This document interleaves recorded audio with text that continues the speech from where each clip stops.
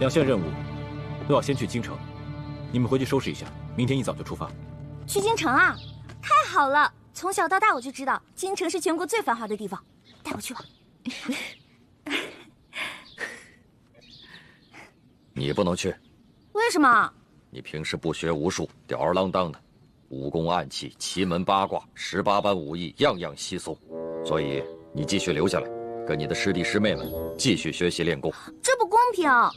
哎呀，爹，你就让我去吧，我在谷里闷得快要烦死了。我跟猪哥哥、雪姐姐一起完成任务，行不行啊？是啊，大师傅，您就让一欢跟我们一起去吧。是啊，让一欢一起去吧。大师傅，就让小师妹跟我一起走吧。爹，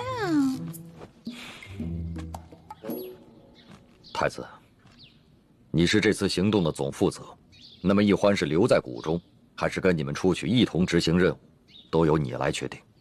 猪哥哥，从小到大你最疼我是不是？你肯定会同意我去的，是不是啊？欢妹，此番我们出国要执行的2项任务都事关重大，我要对全局负责，更要对你的安危负责。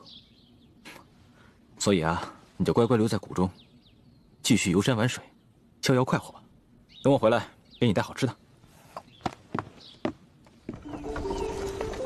爹及诸位师傅在上，一欢历来胸无大志，唯愿吃遍天下美食，穿遍天下美衣，还有找齐珍贵药材，配出冰肌血肤养颜膏，治好倩影姐姐的脸。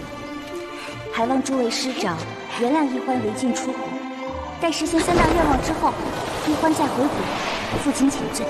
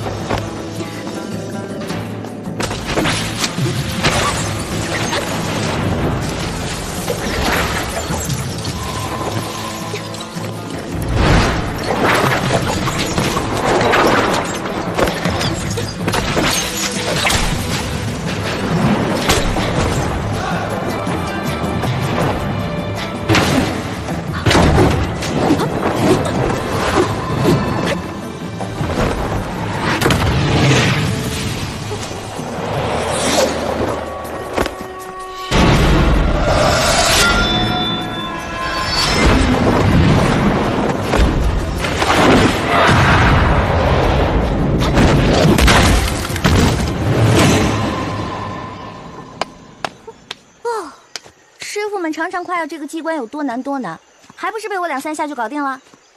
李一欢，你真是个天才！